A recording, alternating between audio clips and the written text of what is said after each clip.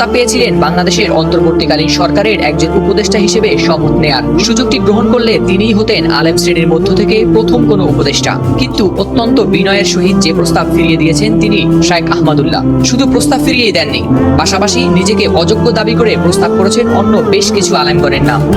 এ বিষয়ে শাইখ আহমদুল্লাহ তার verified Facebook অ্যাকাউন্টের একটি পোস্টের কমেন্টে বলেন, ছাত্রদের তরফ থেকে আমার সাথে যোগাযোগ করা হয়েছিল। আমি বিনয়ের সাথে অনাগ্রহের কথা জানিয়ে দেই এবং কয়েকজন আলেমের নাম প্রস্তাব করি। শেষে ডক্টর খালিদ হোসেনের কথা বলি এবং তার নম্বর তাদেরকে দেই। দেশের প্রায় সব ঘরানার উলামাগণ তাকে সাপোর্ট করেন। আল্লাহ তার কাজ যেন সহজ করে দেন, আমরা সবাই তার জন্য দোয়া করি। প্রিয় ডক্টর আফম খালিদ হোসেনকে অভিনন্দন।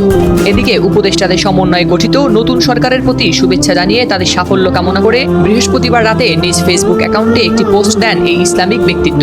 পোস্টে তিনি লিখেছেন, নতুন বাংলাদেশ গড়ার স্বপ্ন নিয়ে অন্তর্বর্তীকালীন সরকারের যাত্রা শুরু হলো। আমি এই সরকারের সাফল্য কামনা করছি।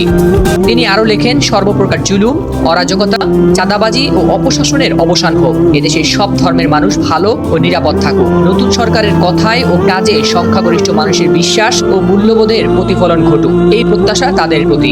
এরপর শাইখ আহমদুল্লাহ বলেন, আলহামদুলিল্লাহ, আলেমদের প্রতিনিধি হিসেবে মনোনীত হলেন সিনিয়র আলেম প্রিয় মানুষ ডক্টর আফম খালেদ হোসেন। অভিনন্দন তাকে। মহান আল্লাহ তার কাজ সহজ করে দিন এবং তাকে সঠিক পথে পরিচালিত করুন। নিজের নাম প্রস্তাবের বিষয়ে এই আলেম লেখেন, আমার অযোগ্যতা সত্ত্বেও আপনারা অনেকে গত 2 দিন ধরে আমার নাম প্রস্তাব করেছেন এবং আমার প্রতি আস্থা প্রকাশ করেছেন, যার উপযুক্ত আমি ছিলাম না। তাদের সবার প্রতি আমি কৃতজ্ঞ। মহান আল্লাহ আপনাদের ভালোবাসা ও সুধারণার উত্তম বিনিময় দান করুন।